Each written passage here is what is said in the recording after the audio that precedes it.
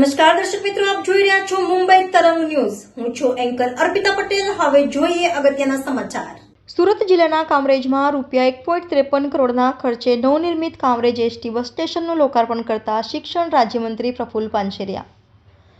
સુરત જિલ્લાના કામરેજ ખાતે ગુજરાત રાજ્ય માર્ગ અને વાહન વ્યવહાર નિગમ દ્વારા રૂપિયા 1.53 કરોડના ખર્ચે નવનિર્મિત કામરેજ એસટી બસ સ્ટેશનનું લોકાર્પણ શિક્ષણ મંત્રી શ્રી પ્રફુલ્લભાઈ પાનસેરિયાના હસ્તે કરવામાં આવ્યું હતું. આ પ્રસંગે શિક્ષણ રાજ્યમંત્રીશ્રીએ જણાવ્યું કે નવા એસટી બસ સ્ટેશનથી કામરેજ તાલુકાના નાગરિકોની દૈનિક પરિવહનની સુવિધામાં વધારો થશે. વર્ષ 2022માં કામરેજના જૂના બસ સ્ટોપને નવીનીકરણ આપવાનું કાર્ય શરૂ કરાયું હતું અને એ જ જગ્યાએ વિશાળ અનેકવિધ સુવિધાયુક્ત અદ્યતન બસ સ્ટેશન નિર્માણ પામ્યું છે. રિપોર્ટર વિજય મકવાણા, મુંબઈ તરંગ ન્યૂઝ, સુરત.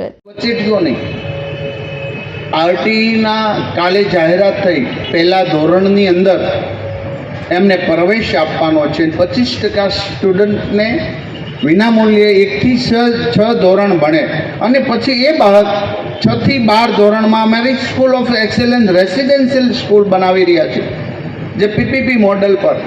તો એમાં એટલે 1 લાખ બાળકો જરૂરિયાતમંદ આખા ગુજરાતના ગણી લો તો ટ્રાઇબલ જુદો, એ ડિપાર્ટમેન્ટ આખું જુદો ને એને પણ આ જ યોજનાનો લાભ બીજે એ ટ્રાઇબલ તરીકે મળશે. એટલે 1.5 લાખ જેટલા બાળકો વિનામૂલ્યે સંપૂર્ણપણે અભ્યાસ કરે એવી 5 વર્ષના સ્ટેપ બાય સ્ટેપ અને ક્વોલિટી બેઝ એજ્યુકેશન કોમન સરકારી યુનિવર્સિટીમાં એક યુવાનો